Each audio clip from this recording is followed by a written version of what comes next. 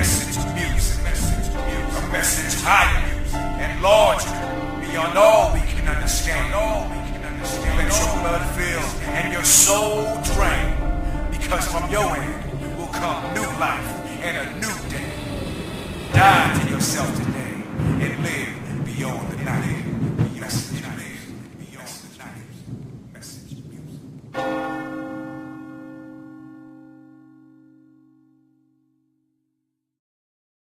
Israel has approved plans for further settlement expansion in East Jerusalem. The announcement that 2,500 new homes will be built comes only hours before Prime Minister Netanyahu met with Barack Obama in Washington.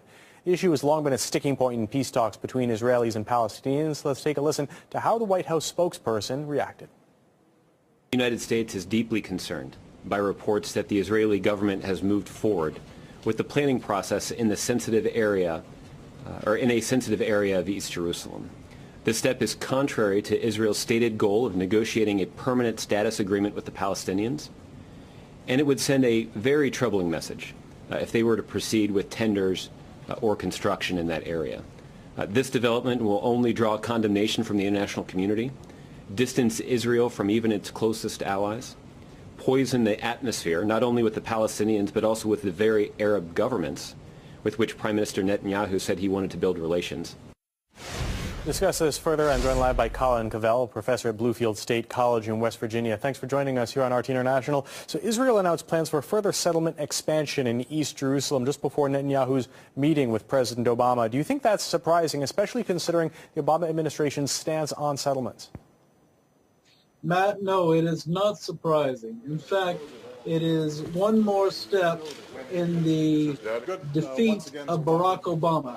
He has got 2 years left in his presidency, and he's already been backing down numerous times. And the 50-day Gaza war, Barack Obama could not do anything to stop Israel's slaughter of 2,100 Palestinians. He tried to prevent U.S. troops going into Syria and Iraq for the last 2 years. Israel tried to get them involved just earlier this year. Now, with the creation of ISIS, they finally got U.S. military equipment, drones, bombing Iraq, bombing Syria, and Israel and Saudi Arabia are collaborating to heighten this war, to fuel this war, and it all shows that Barack Obama has a weakness in his last 2 years in his presidency. He is capitulating. The White House has warned that Israel that the latest project will distance it from close allies. Do you think the country's concerned about that? Benjamin Netanyahu is not concerned about that at all, because the close ally that he is concerned about with, which many Americans are unaware of, is Saudi Arabia.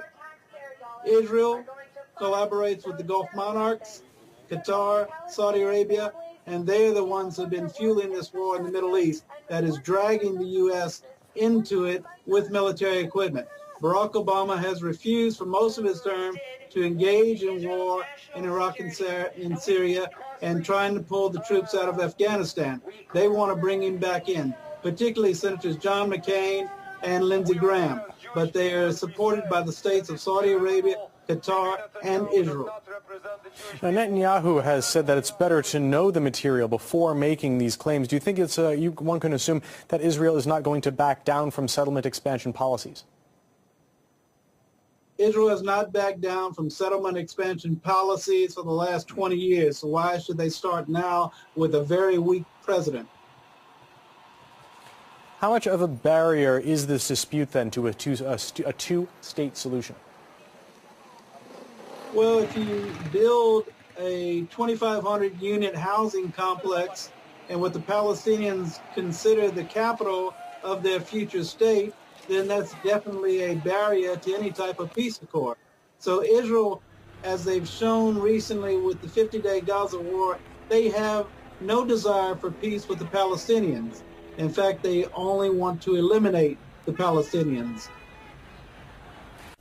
On May 16, 2011, the New York Times published an op-ed titled "The Long Overdue Palestinian State" by Mahmoud Abbas, president of the Palestinian National Authority. In that peace, Abbas called for the United Nations to formally recognize a Palestinian state based on the pre-1967 borders, regardless of negotiations with the State of Israel. The article appeared just a few days before Barack Obama's much-anticipated speech on the Arab Spring, in which the president also tried to jumpstart peace negotiations between Israel and the Palestinian Authority.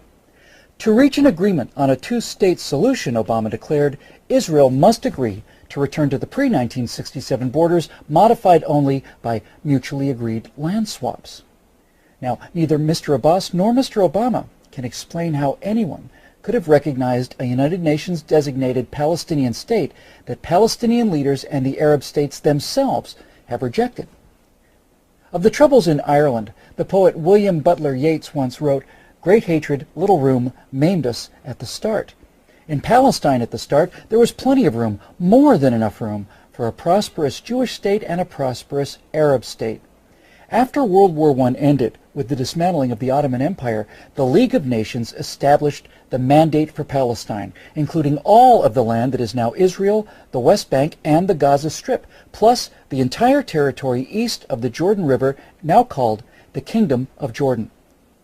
The area under the Mandate was as large as Syria and about half as large as Iraq, yet the total population at the time was less than 1 million, of whom 10% were Jews.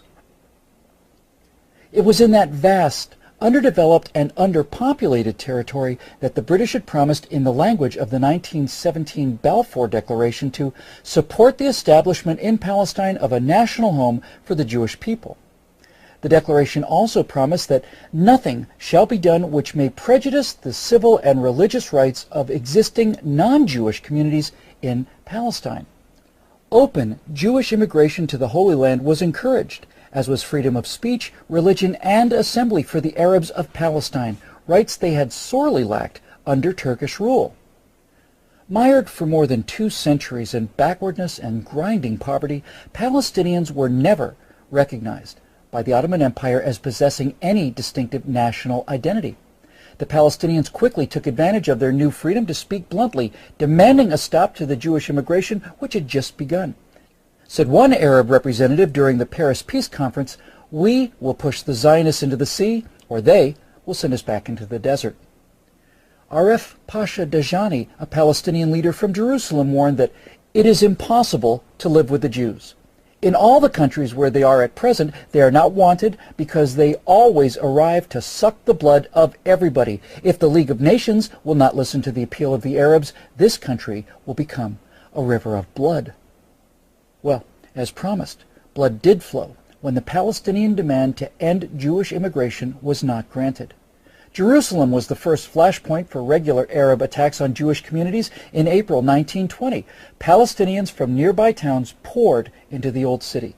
The Muslim mayor of Jerusalem and other notables worked up the crowd to launch a jihad against the Jews.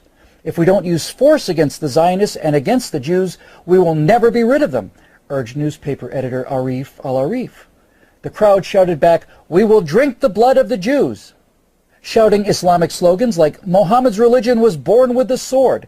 Thousands surged through the Jewish quarter and into West Jerusalem. The mobs vented their rage against any Jew they could find, burning and looting homes and stores, and even attacking British and Arab policemen. After several days of rioting, the final toll was 6 Jews dead, hundreds beaten, and widespread destruction of property. What became known as the Nebi Musa riot was the opening shot in a 90-year war to reverse the Balfour Declaration. And things soon got worse as the Allies, to assuage the fears of Arab monarchs, separated the land east of the Jordan River out of the total area accessible to Jewish immigrants and created the Emirate of Transjordan. Reconciling the aspirations of Arabs and Jews became far more tenuous after the Balfour Declaration had to be carried out in the truncated area of Palestine from the Jordan River to the Mediterranean Sea. There was now much less room and a great deal more hatred. The decades that followed were marred by perpetual violence against the Jews both in Palestine and in Europe. The two were often linked. Under the leadership of the Grand Mufti and President of the Supreme Muslim Council, Haj Amin al-Husseini, the Arabs of Palestine waged an endless jihad against their Jewish neighbors. When the British sent a royal commission to investigate a solution, the Jews, represented by Chaim Weizmann, pressed for a partition of the territory into two states, even if the territory assigned to the Jews was the size of a tablecloth. The Peel Commission's final report, published in July 1937, proposed such a division.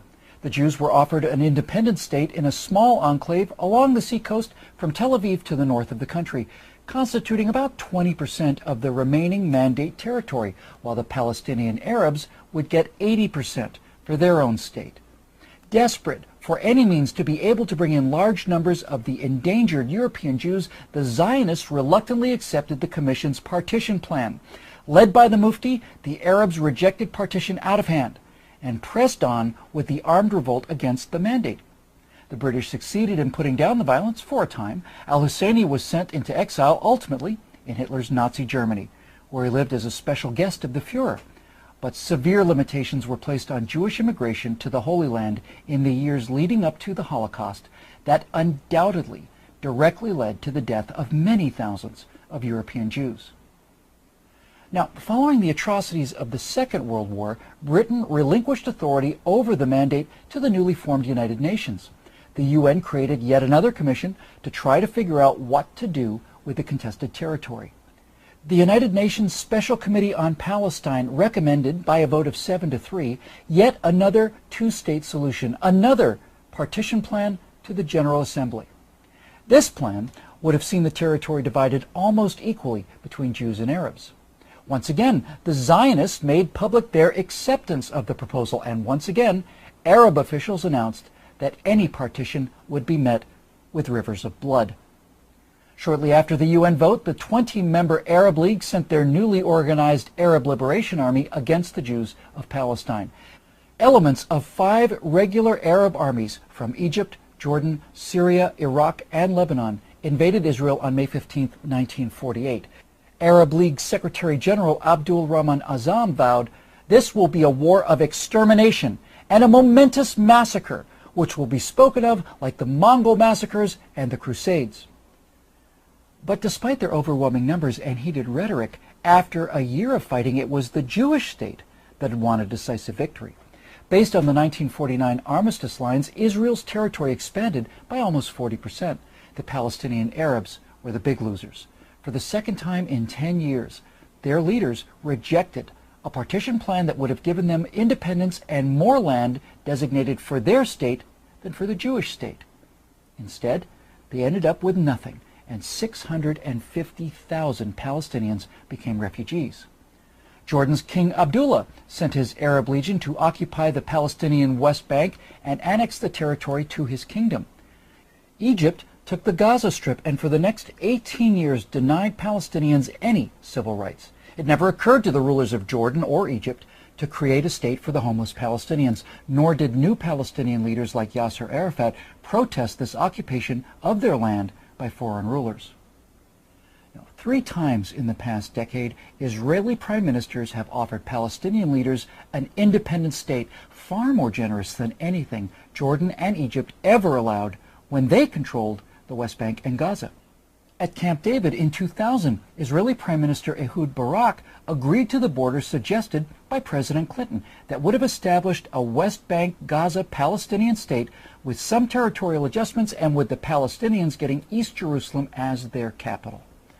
For his part, Palestinian Liberation Organization Chairman Yasser Arafat walked out of negotiations, went back home, and launched the Second Intifada.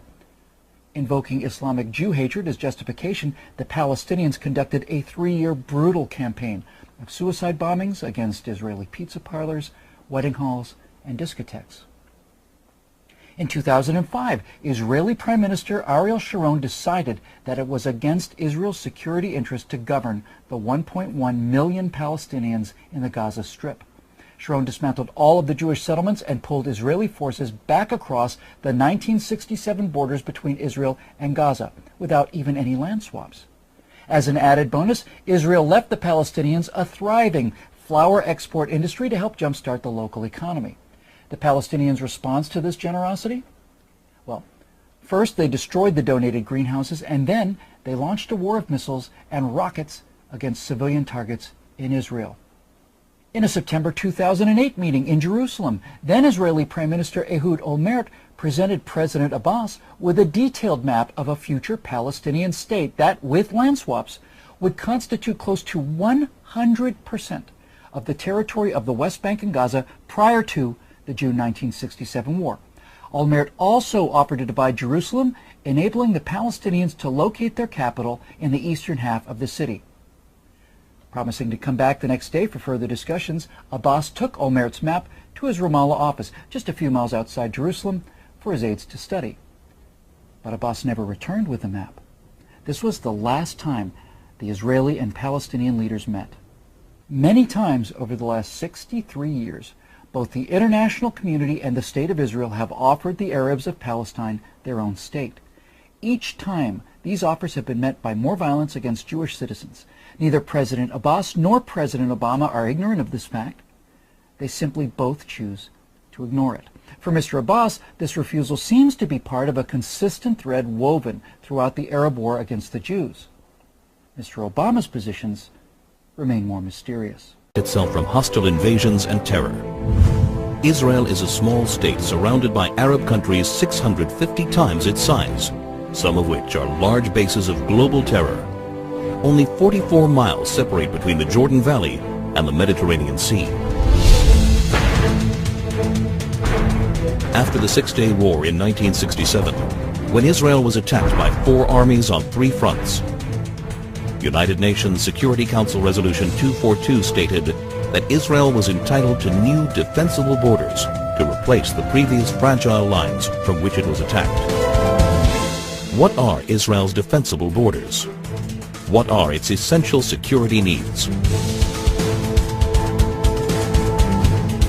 The Jordan Rift Valley, Israel's eastern frontier, forms a natural barrier between Israel and the countries of Jordan, Iraq, and Iran.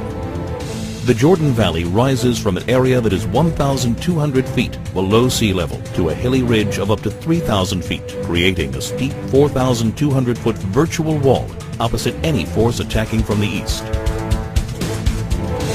The growing threat of global jihad activity near Israel's borders requires it to prevent infiltrations of terrorists and weapons.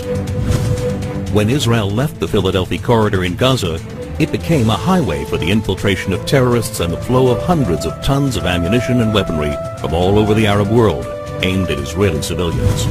The Jordan Valley is the equivalent of Gaza's Philadelphia corridor in the West Bank. To defend itself, Israel must retain control over the Jordan Valley.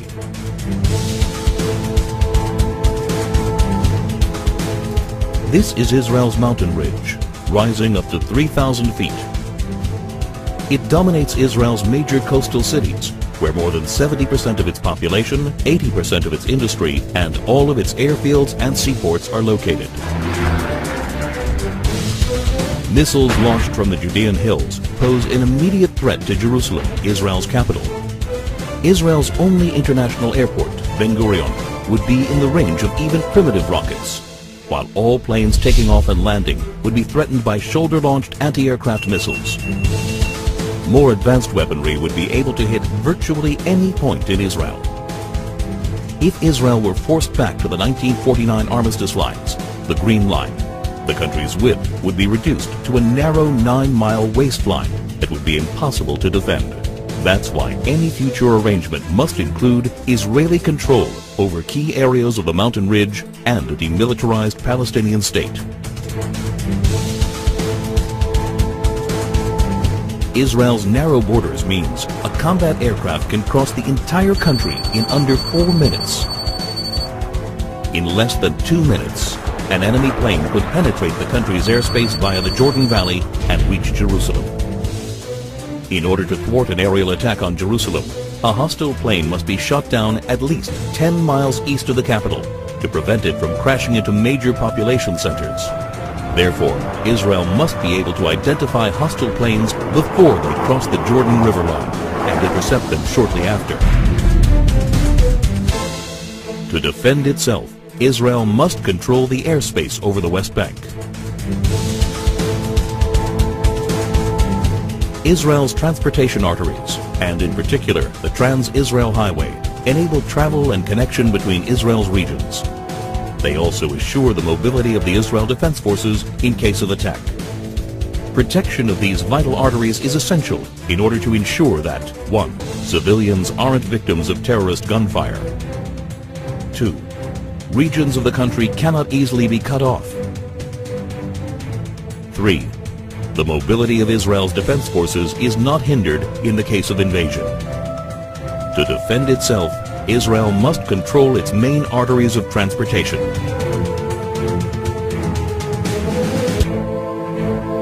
There is enormous uncertainty about future trends in the Middle East. Iran is determined to become the supreme power as the U.S. withdraws from Iraq. No one can guarantee the future of many of the current regimes in the region.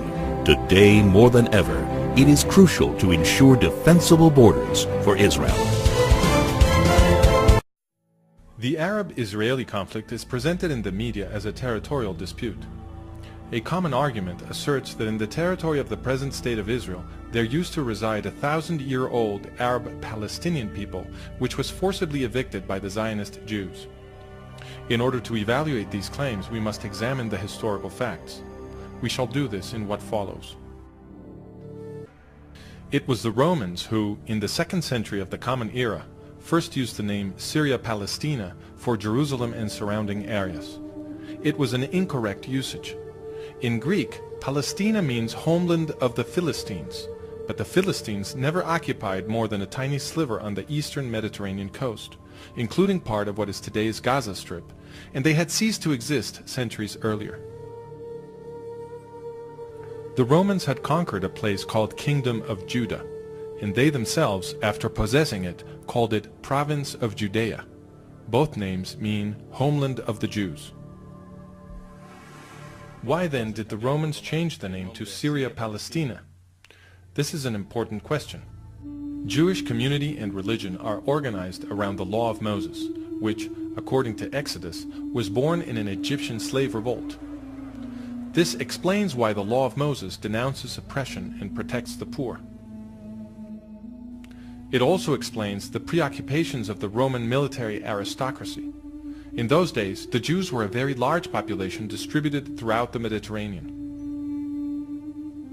The greatest worry of the Romans was that the popularity of the law of Moses among the oppressed peoples of the empire might result in revolution.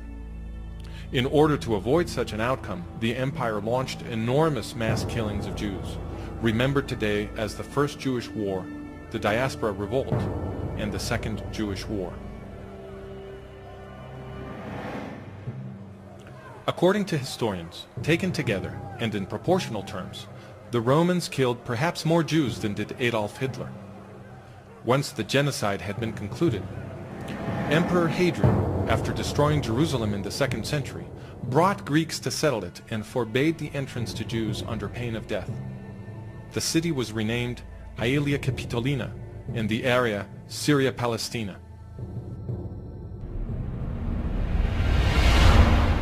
In political terms, Palestine means there are no Jews here, nor do we allow them.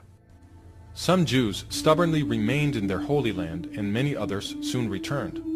The Romans informally continued to call the place Judea. With the passing of the centuries, the name Palestine was used less and less and ceased to have a clear referent. Under the Turkish Ottoman Empire, overlord of the area from the 16th century, there was no administrative or political entity called Palestine.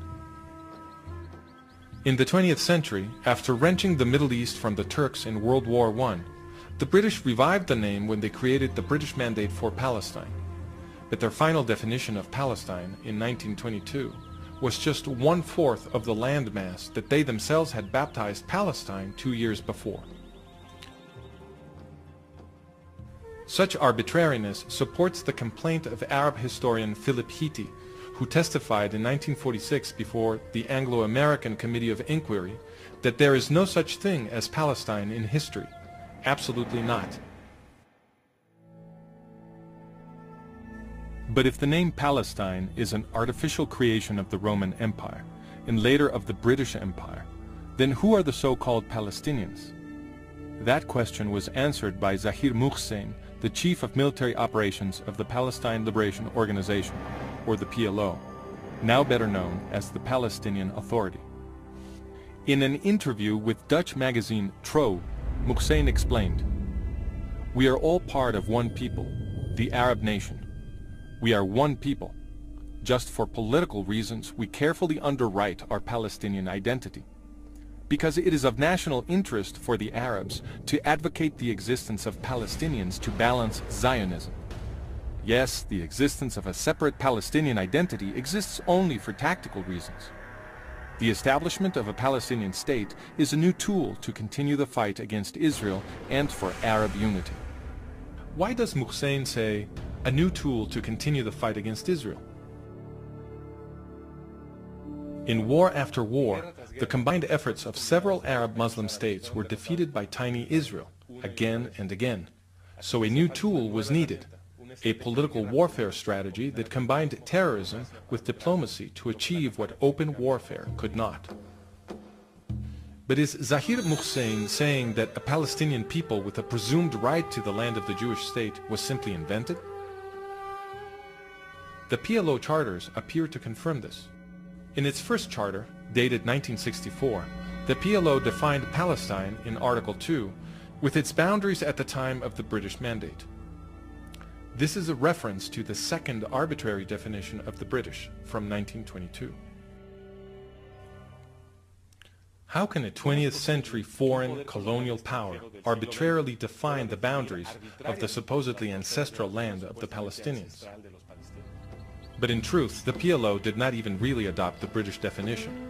In Article 24, the PLO explicitly asserted that Judea, Samaria, and Gaza, the territories which it now claims for its desired state, were not Palestinian. Article 24. This organization does not exercise any territorial sovereignty over the West Bank, Judea and Samaria, in the Hashemite Kingdom of Jordan, or on the Gaza Strip. In 1968, the PLO rewrote its charter. This time, the definition of Palestine did not exclude Gaza, Judea, and Samaria, so the PLO was now claiming these territories. What explains the change? In 1964, when the PLO wrote its first charter, Egypt was illegally occupying Gaza, and Jordan was illegally occupying Judea and Samaria. But then the Arab states provoked the War of 1967, or Six-Day War, in which the Israelis captured the territories of Gaza, Judea, and Samaria, among others. It was after this that the PLO rewrote its constitution in 1968, this time including Gaza, Judea, and Samaria in its definition of Palestine. The borders of Palestine are therefore flexible and are redrawn to surround exactly the territory which Israel controls. In other words, the borders of Palestine are chosen merely so that it can be used as a tool to continue the fight against Israel. But if Palestine is a recent invention, and the same goes for the Palestinian identity, then where do the Arab Muslims now calling themselves Palestinian come from? Today, about 8 million people live in Israel. But the most reliable estimate about the 19th century puts the population of this area at 300,000. It was practically empty. And that is how 19th century travelers described it. For example, in the mid-19th century, the British consul complained that the area was empty of inhabitants. When Mark Twain visited, he remarked that in the Jezreel Valley there wasn't a single village to be found for 30 miles all around. And a visiting French author, Pierre Loti, wrote that cities and palaces had turned to dust. In a historical study, Karl Hermann Voss explained all this as a result of the Arab-Muslim conquest. In the 12.5 centuries between the Arab conquest in the 7th century and the beginnings of the Jewish return in the 1880s, Palestine was laid waste. Its ancient canal and irrigation systems were destroyed, and the wondrous fertility of which the Bible spoke vanished into desert and desolation. Under the Ottoman Empire of the Turks, the policy of desfoliation continued. The hillsides were denuded of trees and the valleys robbed of their topsoil. And the few people who lived there, who were they? A majority were Muslim, but they were divided by various identities, some of them violently opposed to each other, and none of them Palestinian. There were also small Jewish communities in the large settlements and in the villages of Galilee, and also large populations in Jerusalem, Hebron, Safed, and Tiberias. In Jerusalem, in fact, the Jews were a majority. A document from the British consulate dated 1859 states, "The Muslims of Jerusalem do not exceed a fourth of the entire population." In 1878, 2 years before the Zionist migrations began, the Ottoman Sultan launched a resettlement policy to bring foreign Muslims, mainly Circassians and Algerians. Historian Arnold Blumberg explains, after 1880, the forces of nascent Jewish nationalism, foreign Muslim colonization, sponsored by the Turks, and spontaneous Arab immigration prompted by the new prosperity of Palestine changed the demographic face of the land.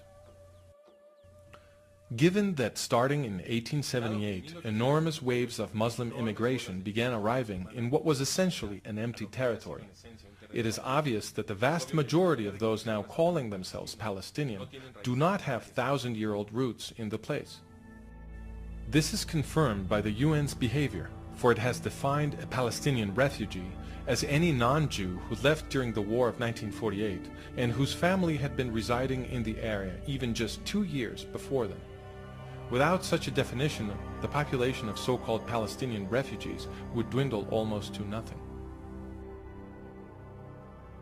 Now then, everybody recognizes that the Zionist Jews settled mostly on barren lands that nobody was using. The very King Abdullah of Transjordan, who would participate in the effort to destroy the nascent Jewish state in 1948, wrote in 1946, "I was astonished at what I saw of the Jewish settlements. They have colonized the sand dunes, drawn water from them, and transformed them into a paradise."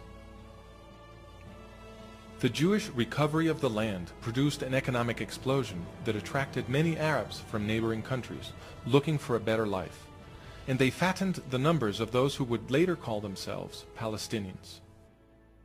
Many believe, however, that the Zionist Jews stole the lands upon which they settled, using force. Did they? That question was answered by Haj Amin al-Husseini, the father of the Palestinian movement. In 1936, Husseini, Mufti of Jerusalem, launched his fourth great terrorist assault against the Jews of British Mandate Palestine. He called it the Arab Revolt. This violence lasted until 1939. In 1937, the British government sent a team to investigate, headed by Lord Peel. His mission was to establish what was happening and why. He called Husseini as witness. Sir Laurie Hammond asked Husseini whether the problem was that Jews had taken Arab lands by force. Husseini replied, "In most cases the lands were acquired. I mean forcibly acquired. Compulsory acquisition, as land would be acquired for public purposes." No, it wasn't. Not taken by compulsory acquisition? No. But these lands amounting to some 700,000 dunams were actually sold? Yes, they were sold, but the country was placed in such conditions as would facilitate such purchases. I don't quite understand what you mean by that. They were sold. Who sold them? Landowners. Arabs? In most cases, they were Arabs. Was any compulsion put on them to sell? If so, by whom?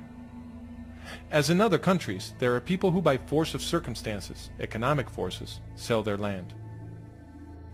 The Arab landowners who, according to Husseini, had been forced to sell their lands were the Effendi, the great feudal lords of the area.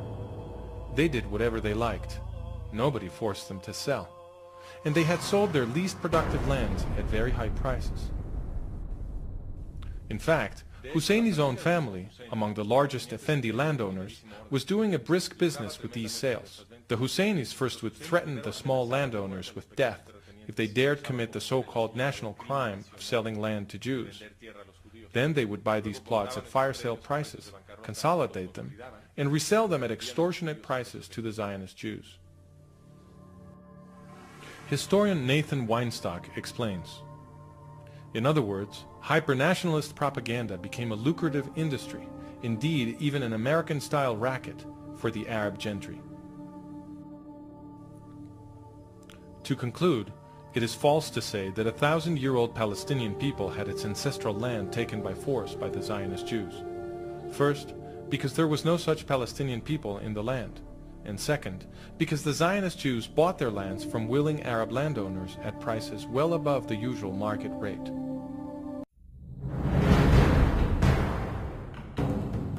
Over 2,600 years have elapsed since the prophet Daniel predicted a peace treaty between Israel and the end times man of sin. Some see Obama's push to force Israel into a Middle East peace agreement as a fulfillment of ancient biblical prophecy. Many fear what happens next could result in World War III.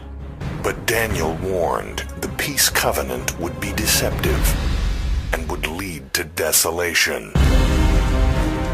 Just last week, Israeli government expressed anger over learning the United States had been gathering intelligence on them through the NSA. Another intelligence officer was assassinated this week, reportedly for obtaining information regarding the new peace deal. Some are pointing fingers at authorities within the United States government.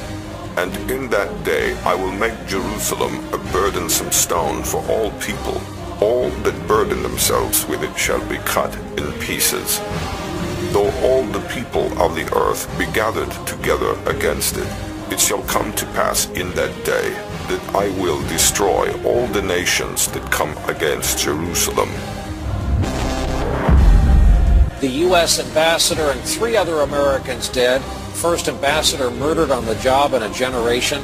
Fires of anti-Americanism are burning around the world tonight.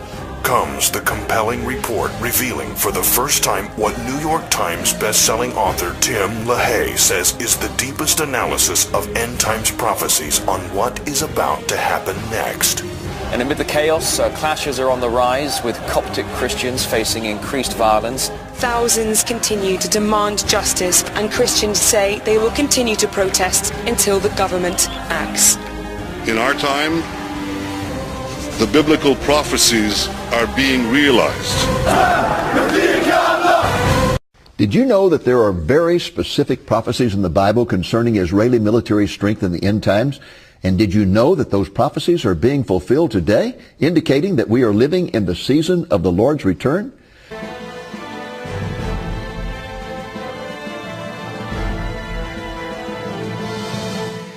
The focus of end-time Bible prophecy, as all of you know, is the nation of Israel. And that is the reason that the establishment of the nation of Israel on May the 14th, 1948 is so important. It is the event that signaled the fact that we are now living in the end times. Now, during the 20th century, we have been privileged. Pastor Jeffress mentioned this. We are living in a very dark time, but we're privileged to be living in a time when we are seeing Bible prophecies fulfilled before our very eyes. And there are 7 prophecies that I believe are in the process of being fulfilled in the Jewish nation right now that we are having the privilege of seeing. The first is the regathering of the Jewish people from the 4 corners of the earth. This was prompted by Theodore Herzl's book, The Jewish State, which was published in 1896. There were 40,000 Jews in all of Israel in 1900. Today, there are slightly more than 6 million Jews in Israel. The second is the reestablishment of the State of Israel, which occurred in Tel Aviv in a small room there on May the 14th, 1948. The third is the reclamation of the land of Israel. When the Jews started returning the land in the early 20th century, it was a malaria-infested swampland, and the highlands were all completely denuded of the trees. There were only 15,000 trees left in all of Israel. This picture taken right outside of Jerusalem showed how barren the land was. Today, Israel is the breadbasket of the Middle East, and its forests have been replanted. The fourth prophecy being fulfilled is the Hebrew language, the revival of the Hebrew language. In Zephaniah 3 and Jeremiah 31, we're told that when the Jews were scattered, when the Jews are brought back into the land, they will start speaking biblical Hebrew once again. The language that God had given them, they stopped speaking for almost 2,000 years. I don't know if you're aware of that, but wherever they went, they took Hebrew and they mixed it with the language, and they ended up speaking really 2 major languages. They mixed Hebrew with German and developed Yiddish, and they mixed Hebrew with Spanish and developed a language called Ladino. But when they came back to the land, They are today speaking not just Hebrew, but biblical Hebrew. And the person who was responsible for that is this man, Eliezer ben Yehuda, who was born in Lithuania and raised up by God to revive the Hebrew language. He did it almost single-handedly. He was a fanatic. That's all he focused on his entire life. And 6 months before he died, he was allowed to live long enough to see the British adopt 3 languages as the official languages of Israel in 1922. One was Biblical Hebrew, another Arabic, and the third English. That was in 1922. Now, the 5th of these is the reoccupation of the city of Jerusalem. And this is prophesied over and over that in the end times the Jews will reoccupy the city. And that was accomplished on June the 7th, 1967, when they reconquered the old city and rushed to the Wailing Wall to praise God and thank Him for their victory. And as they were praying, this man, Rabbi Sholem Goram, came up to the wall. And Rabbi Sholem Goram blew a shofar, and when everybody stopped praying and looked around, he said, "I proclaim to you the beginning of the Messianic age," because he knew that the prophecies say that when the Jews are back in the land and back in the city of Jerusalem, the Messiah will come. The 6th is the resurgence of the Israeli military, the resurgence of the military. And let me tell you something, this is a remarkable miracle. I got on the internet the other day to check this out to make sure, and all of the groups, the research groups that rank military power in the world, all of them rank Israel as between number 10 and number 15 in the world right now. And this, we're talking about a nation that's only 300 miles long and only 75 miles wide. It's one of the smallest nations in the world, and yet it's one of the world's great military powers. In fact, they not only rank it that high, but most of them rank it number 1 in the effective use of its power. And then number 7 would be the refocusing of world politics upon the nation of Israel and the city of Jerusalem. The Bible says in the end times this will be the last of the prophecies fulfilled about Israel, that all the nations of the world will come against Israel for the purpose of forcing them to give up the city of Jerusalem. And today the whole world is in the process of doing that. The prophet Ezekiel prophesied that the revival of Israel in the last days would produce an exceedingly great army. Zechariah was more specific. He prophesied that God would make the clans of Judah like a firepot among pieces of wood and a flaming torch among sheaves, enabling them to consume on the right hand and on the left all their enemies. He proceeded to state that in the end times that the nation would be so strong that the feeble among them in that day would be like David against Goliath, and the house of David would be like God, like the angel of the Lord before them. Those are the prophecies about the resurgence of the Israeli military in the end times.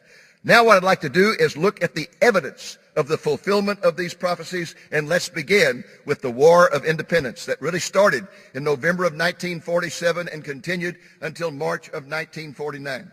On November the 29th, 1947, 50 years after Herzl said within 50 years there will be a state of Israel, 50 years later on this date, the United Nations adopted a resolution providing for the end of the League of Nations mandate in Palestine, replacing British rule with a partition of the land between the Arabs and the Jews.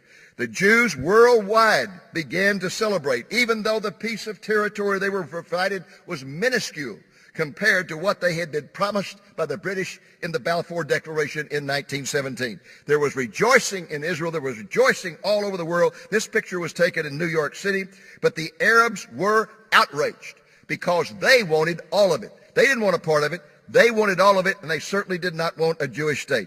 The result was the immediate launching of a civil war as the Arabs began to attack Jewish communities. This bloody conflict continued right up to the very day that the Jews issued their Declaration of Independence on May the 14th, 1948.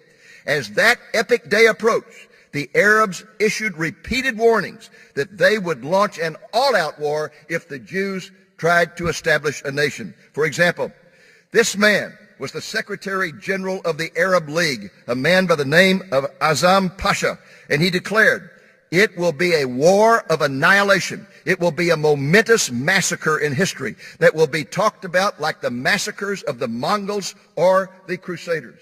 On the Jewish side, there was considerable concern that such boasting could become a reality.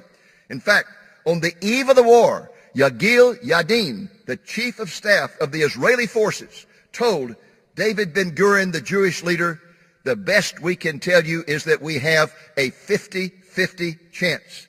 Within hours of the Declaration of Independence on the afternoon of May 14th, 1948, 5 Arab armies began invading the new nation of Israel. They consisted of Egypt coming from the south, Transjordan from the east, Syria from the northeast, Lebanon from the north, and Iraq from the far north. The Israeli forces consisted at most of 30,000 ragtag underground fighters who were ill-trained and poorly equipped. I mean, this picture here is just almost laughable. This was the army of Israel. The Israeli Defense Force, known as the IDF, was not organized until after the invasion. The Arab armies, on the other hand, particularly the Jordanians, were well equipped and trained. Egypt, Iraq, and Syria had air forces. Egypt and Syria had tank forces. All of them had modern artillery. The troops of Transjordan were led by a British general by the name of John Glubb, better known as Glubb Pasha. Although the United States had recognized the state of Israel immediately and given them great hope by doing so, the Truman administration did not provide any aid whatsoever. Truman declared an arms embargo under the naive assumption that if they supplied arms, there would be bloodshed. And he thought, well, if we don't supply any arms, if we just have an embargo, there won't be any bloodshed. Well, there was going to be bloodshed. There was no doubt about it. Meanwhile, the British gladly supplied the Arab forces, and while Israel had to smuggle in arms from Czechoslovakia. But despite the overwhelming odds against them, the infant Jewish state prevailed. The cost was enormous. There were 6,377 Israelis killed in this war of independence, representing nearly 1% of the total population. There were only 650,000 people in Israel at that time. This would be equivalent to the United States today losing 3 million people in a war.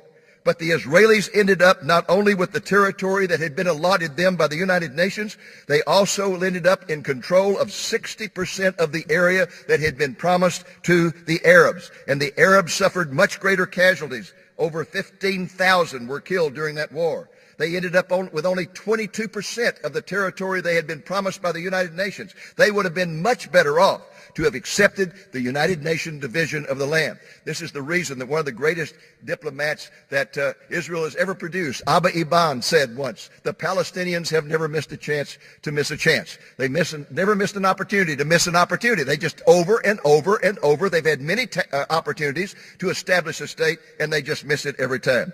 The most important area that the Israelis were not able to conquer in the War of Independence was the old city of Jerusalem, which is outlined there. The ancient city, the walled city, they were not able to conquer. In fact, all the Jews were expelled, and they stayed expelled for a number of years thereafter. Overall, the war resulted in an incredible, unbelievable, marvelous victory for Israel.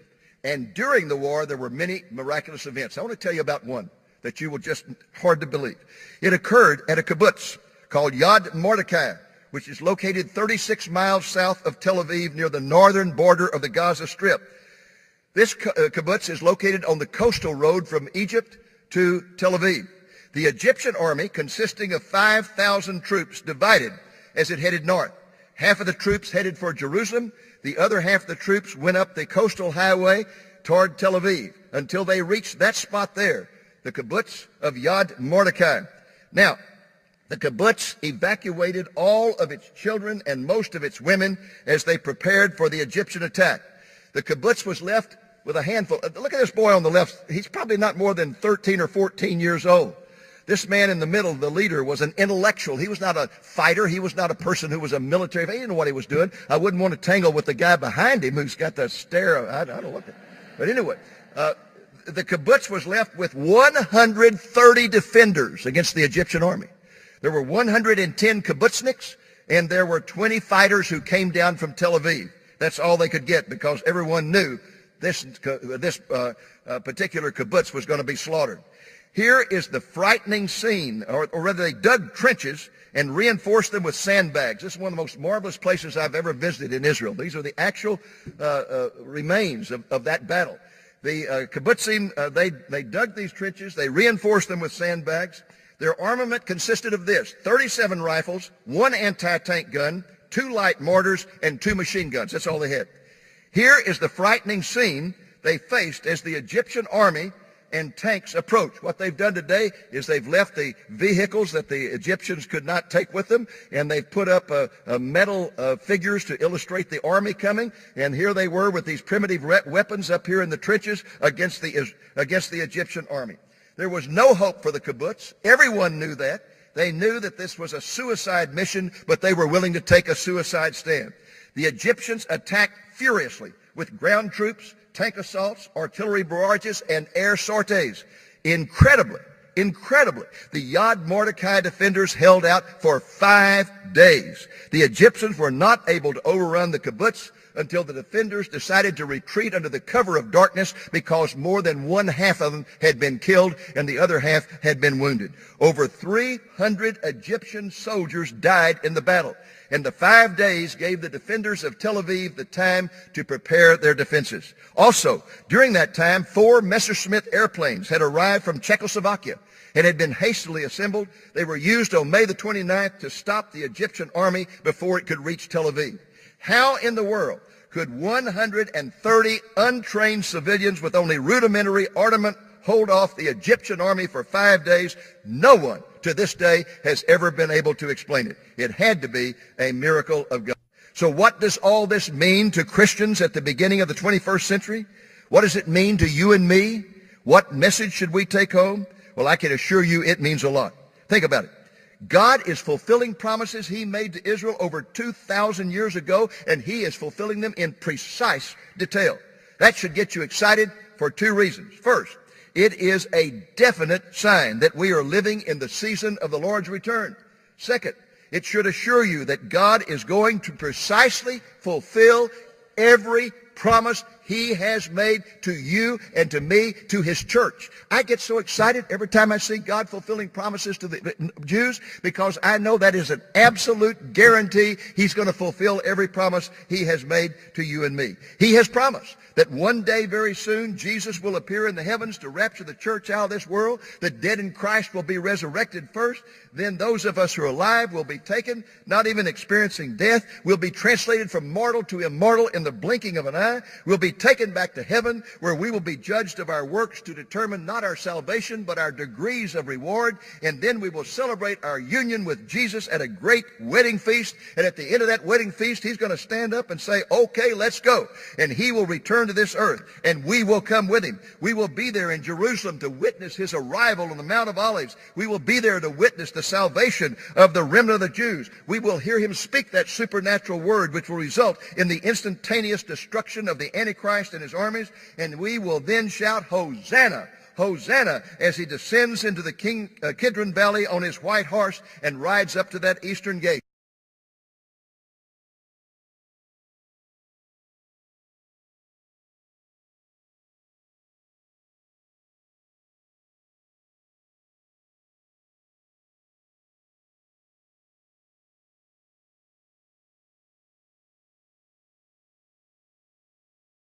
Abbas, president of the Palestinian National Authority.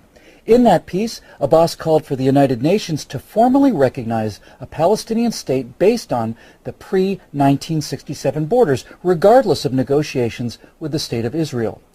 The article appeared just a few days before Barack Obama's much-anticipated speech on the Arab Spring, in which the president also tried to jumpstart peace negotiations between Israel and the Palestinian Authority. To reach an agreement on a two-state solution, Obama declared, Israel must agree to return to the pre-1967 borders, modified only by mutually agreed land swaps. Now, neither Mr. Abbas nor Mr. Obama can explain how anyone could have recognized a United Nations designated Palestinian state that Palestinian leaders and the Arab states themselves have rejected. Of the troubles in Ireland, the poet William Butler Yeats once wrote, "Great hatred, little room, maimed us at the start." In Palestine at the start, there was plenty of room, more than enough room, for a prosperous Jewish state and a prosperous Arab state. After World War I ended, with the dismantling of the Ottoman Empire, the League of Nations established the Mandate for Palestine, including all of the land that is now Israel, the West Bank, and the Gaza Strip, plus the entire territory east of the Jordan River, now called the Kingdom of Jordan. The area under the mandate was as large as Syria and about half as large as Iraq, yet the total population at the time was less than 1 million, of whom 10% were Jews. Israel collaborates with the Gulf monarchs, Qatar, Saudi Arabia, and they're the ones who have been fueling this war in the Middle East that is dragging the U.S. into it with military equipment. Barack Obama has refused for most of his term to engage in war in Iraq and Syria and trying to pull the troops out of Afghanistan. They want to bring him back in, particularly Senators John McCain and Lindsey Graham. But they are supported by the states of Saudi Arabia, Qatar, and Israel. Now, Netanyahu has said that it's better to know the material before making these claims. Do you think it's one can assume that Israel is not going to back down from settlement expansion policies? Israel has not backed down from settlement expansion policies for the last 20 years, so why should they start now with a very weak president? How much of a barrier is this dispute then to a two-state solution? Well, if you build a 2,500-unit housing complex and what the Palestinians consider the capital of their future state, then that's definitely a barrier to any type of peace accord.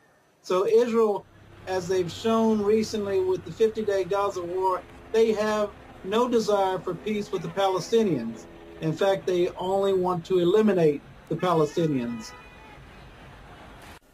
On May 16, 2011, the New York Times published an op-ed titled "The Long Overdue Palestinian State" by Mahmoud Al-Hindi. It's a message to you, a message higher and larger, beyond all we can understand. Let your blood fill and your soul drain, because from your end will come new life and a new day. Die to yourself today and live beyond the night.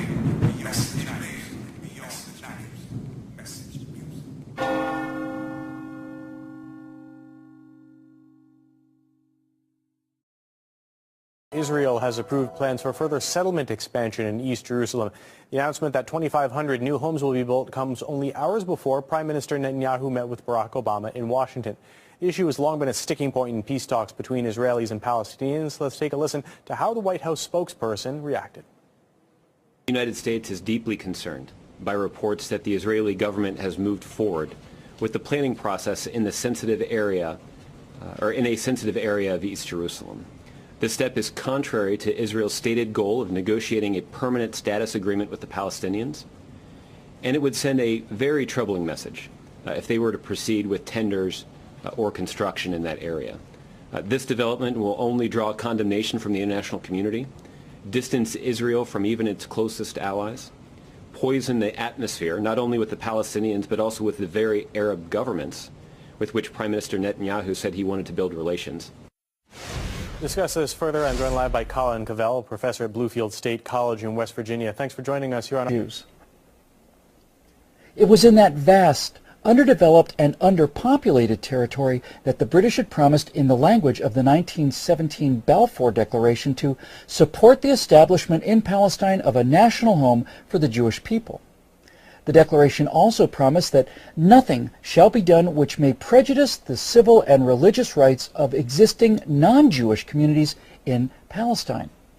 Open Jewish immigration to the Holy Land was encouraged, as was freedom of speech, religion, and assembly for the Arabs of Palestine, rights they had sorely lacked under Turkish rule. Mired for more than 2 centuries in backwardness and grinding poverty, Palestinians were never recognized by the Ottoman Empire as possessing any distinctive national identity. The Palestinians quickly took advantage of their new freedom to speak bluntly, demanding a stop to the Jewish immigration which had just begun. Said one Arab representative during the Paris Peace Conference, "We will push the Zionists into the sea, or they will send us back into the desert."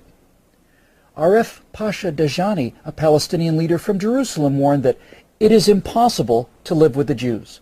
In all the countries where they are at present, they are not wanted because they always arrive to suck the blood of everybody. If the League of Nations will not listen to the appeal of the Arabs, this country will become a river of blood. Well, as promised, blood did flow when the Palestinian demand to end Jewish immigration was not granted. RT International. So Israel announced plans for further settlement expansion in East Jerusalem just before Netanyahu's meeting with President Obama. Do you think that's surprising, especially considering the Obama administration's stance on settlements? Matt, no, it is not surprising. In fact, it is one more step in the defeat of Barack Obama. He has got 2 years left in his presidency, and he's already been backing down numerous times. In the 50-day Gaza war, Barack Obama could not do anything to stop Israel's slaughter of 2,100 Palestinians. He tried to prevent U.S. troops going into Syria and Iraq for the last 2 years. Israel tried to get them involved just earlier this year. Now, with the creation of ISIS, they finally got U.S. military equipment, drones, bombing Iraq, bombing Syria, and Israel and Saudi Arabia are collaborating to heighten this war, to fuel this war, and it all shows that Barack Obama has a weakness in his last 2 years in his presidency. He is capitulating. The White House has warned that Israel that the latest project will distance it from close allies. Do you think the country's concerned about that? Benjamin Netanyahu is not concerned about that at all, because the close ally that he is concerned about with, which many Americans are unaware of, is Saudi Arabia.